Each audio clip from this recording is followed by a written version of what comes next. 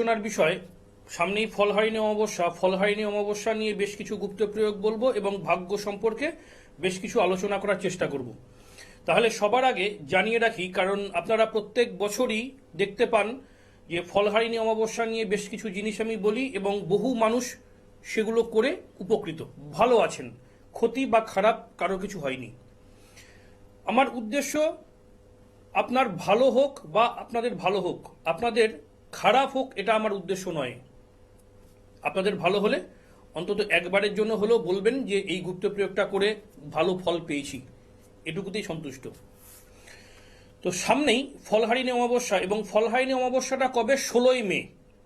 16ই মে 2026 সাল, 16ই মে ফলহারিণী অমাবস্যা। এবং অমাবস্যার দিনটা খুব ভালো দিন পড়েছে, তার কারণ শনিবার যুক্ত অমাবস্যা, সারা দিন অমাবস্যা, শনিবার যুক্ত অমাবস্যা। অমাবস্যাটা শুরু হবে এই শনিবার মানে শুক্রবার দিনগত রাত 4:01 থেকে অমাবস্যা শুরু হবে এবং শনিবার সারাদিন থাকবে। শনিবার সারাদিন পরে রাত্রেবেলা ওই রাত্রি 1:49 পর্যন্ত অমাবস্যাটা থাকবে। তাহলে ফলহারিণী অমাবস্যা, দেখুন এই ফল বিষয়টা থেকেই বোঝা যায় যে ফল বিষয়ক কিছু। তাহলে ফল বিষয়ক কিছু বলতে যে আমরা কোনো ফলের আশা করছি সেটাও হতে পারে, আমরা কোনো ফল পেতে চাই সেই বিষয়টা হতে পারে, বা কোনো প্রাকৃতিক ফল রিলেটেড কোনো কিছু, এটা আমরা কিন্তু মনে মনে কল্পনা করতে পারি যে সেই ফলটা আমরা খাবো বা আমরা দান করব বা সেই ফলটা আমরা পুজোর কাজে ব্যবহার করব, এরকম কিছু একটা আমাদের মনের মধ্যে কিন্তু ধারণা জন্মায়। তাহলে ফলহারিণী অমাবস্যা বছরের একটা বিশেষ যোগ এবং একটা বিশেষ অমাবস্যা। এই অমাবস্যায় দেখবেন বহু মানুষ বহু পীঠস্থানে, বহু জাগ্রত স্থানে দেখবেন লাইন দিয়ে পুজো দিচ্ছে। কোনো জায়গায় শয়ে শয়ে মানুষ, কোনো জায়গায় হাজার হাজার মানুষ, কোনো জায়গায় লাখ লাখ মানুষ।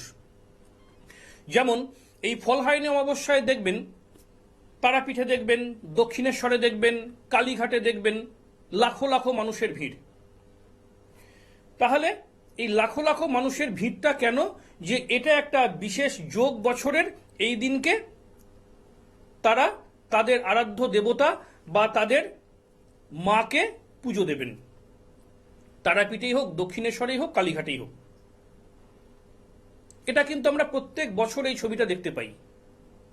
এবং এই যে পুজোটা দেওয়া, এই পুজোটা দেওয়ার উদ্দেশ্য বেশিরভাগ ক্ষেত্রেই দেখা যায় যে প্রত্যেকের যার যার ভালো কিছু কামনা করে বা বাড়ির বা সংসারের বা পরিবারের মঙ্গলের কথা কামনা করে।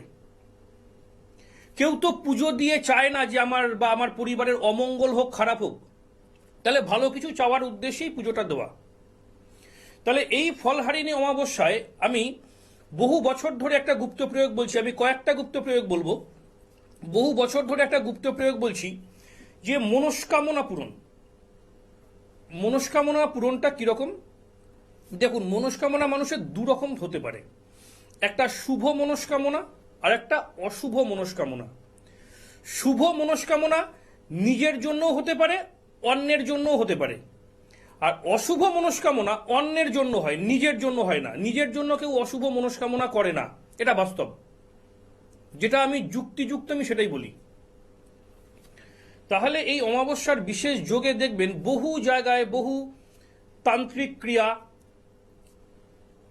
বহু অভিচার ক্রিয়া, বহু খারাপ ধরনের ক্রিয়া, ভালো ক্রিয়া তো হয়ই, বহু জায়গায় বহু খারাপ ধরনের ক্রিয়া এগুলো হয়। কোনো মানুষ ছুটছে বা দৌড়চ্ছে নিজের বা পরিবারের ভালোর জন্য, আবার কোনো মানুষ ছুটছে হিংসা বা লোভের বশবর্তী হয়ে অন্য কারোর ক্ষতি করার জন্য। এটা সমাজে প্রায় সর্বস্তরে দেখা যায়। মানুষের চাওয়ার লিমিটেশন থাকে না। যে আজকে একদম হতদরিদ্র সে চায় একটু পয়সা হোক, যখন কারো পয়সা একটু হয়ে গেল সে চায় আরো বড় লোক হতে, আরো ধনী হতে, সে চায় তার থেকে আরো বড় কিছু হতে। মানুষের চাওয়ার শেষ থাকে না। কারো যদি ভাড়ার বাড়িতে কেউ থাকে চায় একটা বাড়ি, বেড়ার বাড়ি হলেও চলবে, তারপর চায় পাকা বাড়ি, তারপর চায় একাধিক বাড়ি, তারপর চায় একাধিক সম্পত্তি। এই যে আমার কথাগুলোকে শুধু একটুখানি ভাববেন যে কথাগুলো ঠিক না ভুল। মানুষের চাহিদার শেষ নেই। এই যে বিষয়টা, এই বিষয়টা বহু ক্ষেত্রে দেখা যায় মানুষ লোভ, হিংসা, শত্রুতা, সংসারের একে অপরের সঙ্গে ভুল বোঝাবুঝি, নানা কারণে মানুষ মানুষের সঙ্গে তিক্ততার সম্পর্কে মাঝে মধ্যেই জড়িয়ে যায়। আবার বহু সময় সুসম্পর্ক ছেদ হয়ে খারাপ সম্পর্কের দিকে এগিয়ে যায়, অর্থাৎ সম্পর্কের টানাপোড়েন চলে, সম্পর্কের একটা পরিসমাপ্তির দিকে এগোয়। তাহলে এই বিশেষ যোগে এই যে মনস্কামনা, যেটা বলছিলাম মনস্কামনা পূরণের জন্য বলছি, অশুভ মনস্কামনা করে কেউ কাজটা করবেন না, শুভ মনস্কামনা জানিয়ে মনে মনে কাজটা করবেন। কি কাজ করতে হবে? অমাবস্যা চলাকালীন, অর্থাৎ এই যে 16 মে বললাম, 16 মে শনিবার সারাদিন অমাবস্যা, অমাবস্যা চলাকালীন যে কোনো একটা কাঁসার পাত্র কিনবেন। কাঁসার পাত্র, পিতল নয়, তামা নয়, স্টিল নয়, কাঁসার একটা পাত্র কিনবেন। আপনি আপনার সাধ্য মতো কিনবেন, ছোটও কিনতে পারেন, বড়ও কিনতে পারেন, আপনি আপনার সাধ্য মতো কিনবেন। সেই কাঁসার পাত্রে কিছুটা চাল, আলু, বেগুন, পটল এবং আপনি আপনার সাধ্য মতো দক্ষিণা, সে দক্ষিণাটা 100 টাকাও হতে পারে, 1 টাকাও হতে পারে, 11 টাকাও হতে পারে, 1000 টাকাও হতে পারে, সেটা আপনার সাধ্য বা সামর্থ্য অনুযায়ী একই পাত্রের মধ্যে রেখে যে কোনো ভিখারিকে দান করুন। যে প্রকৃত দুস্থ বয়স্ক ব্যক্তি হলে ভালো হয়, তাকে দান করুন। পাত্রটা সমেত দান করবেন, পাত্রটা সমেত। আপনি যখন কিনছেন 200-500 টাকা দিয়ে আপনি পাত্রটা কিনলেন, কাঁসার পাত্রটা, আপনি ভাবছেন যেটা আমি আবার ওই চাল ডালগুলোকে, চাল আলুগুলোকে দিয়ে পাত্রটা ফেরত নিয়ে আসবো। পাত্রটা ফেরত নিয়ে আসবেন না, পাত্র সমেত দান করবেন। এই পাত্রটা সমেত যে দান করছেন, এই কাঁসার পাত্র দান, এটারও জ্যোতিষশাস্ত্রে একটা মাহাত্ম্য আছে বা একটা গুণ রয়েছে।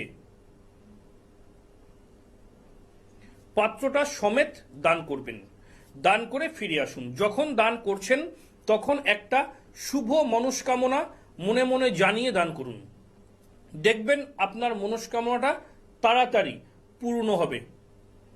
একটা মনস্কামনা, একাধিক লাইন দিয়ে মনস্কামনা জানাবেন না, মনে মনে একটা মনস্কামনা জানিয়ে দান করুন, দেখবেন ভালো ফল পাবেন, খারাপ কিছু হবে না। নেক্সট, এই ফলহারিণী অমাবস্যাতেই আরেকটা জিনিস বলি, যেটা বহুল প্রচলিত, বহু জায়গায় দেখতে পাবেন বা বহু জনের মুখে শুনতে পাবেন। দেখবেন, যেটা একটু আগে বললাম যে বহু মন্দিরে, বিশেষত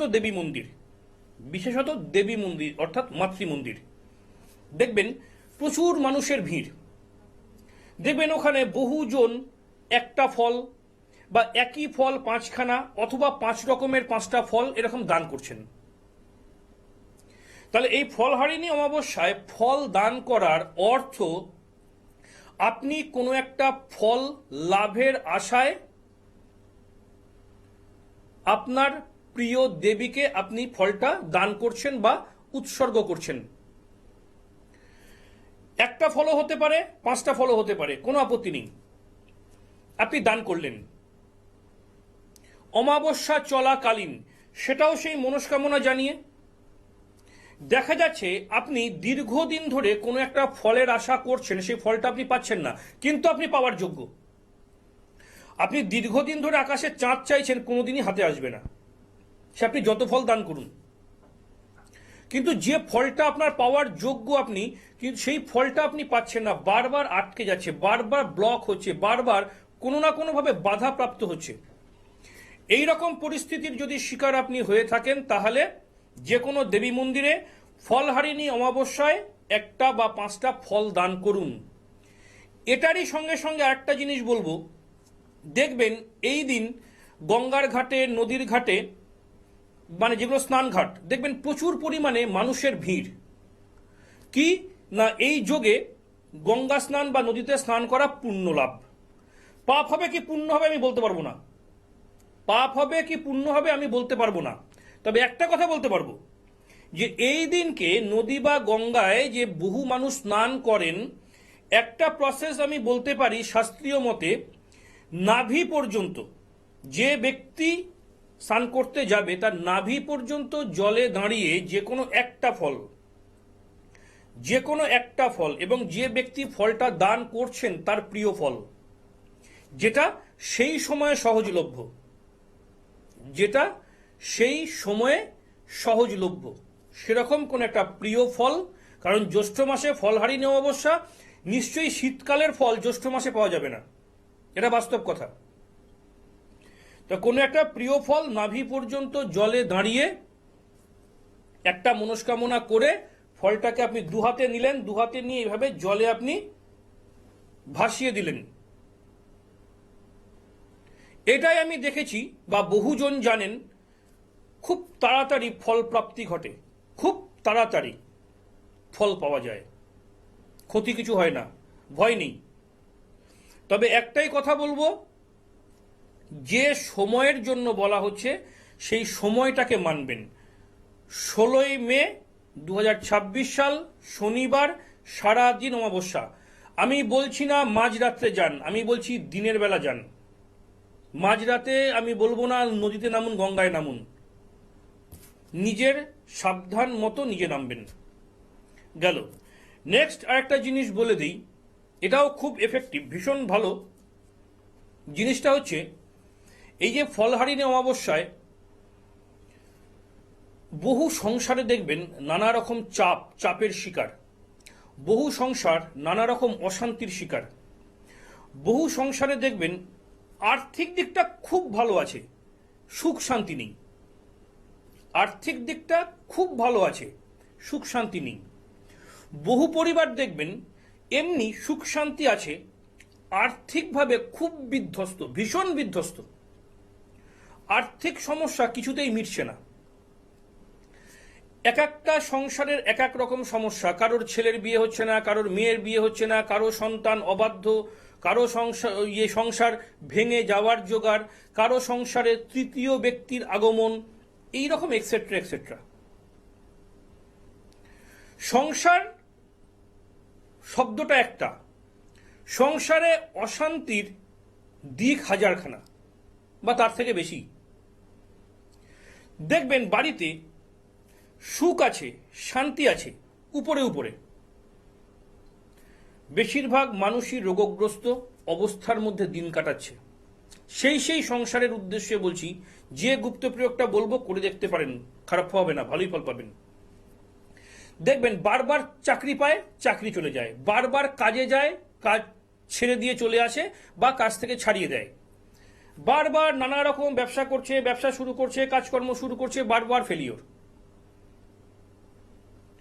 এই রকম যদি সমস্যা থাকে, দেখুন বছরে কিছু কিছু যোগ থাকে, যে যোগগুলোতে আপনারা ভাবতেই পারেন যে এই একটা গুপ্ত প্রয়োগ করলে কি হাজার রকম সমস্যার সমাধান হয়ে যাবে? বহু সমস্যার সমাধান হবে। আমি বলছি বহু সমস্যার সমাধান হবে। তার কারণ বছরে কিছু যোগ থাকে বা কিছু দিন পাওয়া যায় যেগুলোতে বহু সমস্যার সমাধান হয়। যেমন এই ফলহারিণী অমাবস্যা জ্যৈষ্ঠ মাসে, যেমন অম্বুবাচী আষাঢ় মাসে, যেমন ভাদ্র মাসে কৌশিক অমাবস্যা, যেমন মহালয়া অমাবস্যা, যেমন দীপান্বিতা অমাবস্যা, বকুল অমাবস্যা, শিবরাত্রি, এই বিশেষ বিশেষ কিছু যোগে বহু সমস্যার সমাধানের রাস্তা খুঁজে পাওয়া যায়। যার বিশ্বাস হবে, যে মানবেন সে করবেন, যার বিশ্বাস হবে না হাত জোর করে বলছি করার দরকার নেই। এবার কি করবেন? এই যে সমস্যাগুলোর কথা বললাম, বট গাছ, আমরা পশ্চিমবঙ্গবাসী, পশ্চিমবঙ্গে বট গাছের অভাব নেই, প্রচুর বট গাছ, প্রচুর বট গাছ, প্রাচীন বট গাছ প্রচুর রয়েছে। একেবারে ছোট বট গাছ বা চারা গাছে দেবেন না, যে প্রয়োগটা বলবো একটু বড় বট গাছ হলে বেশি ভালো হয়। বট গাছে এই যে অমাবস্যাটা চলবে শনিবার 16ই মে, আপনি যদি গঙ্গায় ঝাঁপ দেন, আপনি তল খুঁজে পাবেন, আপনি তলিয়ে যাবেন।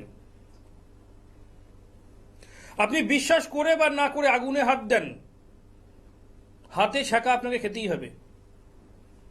তো যাই হোক, বেশ কিছু উদাহরণ দিলাম।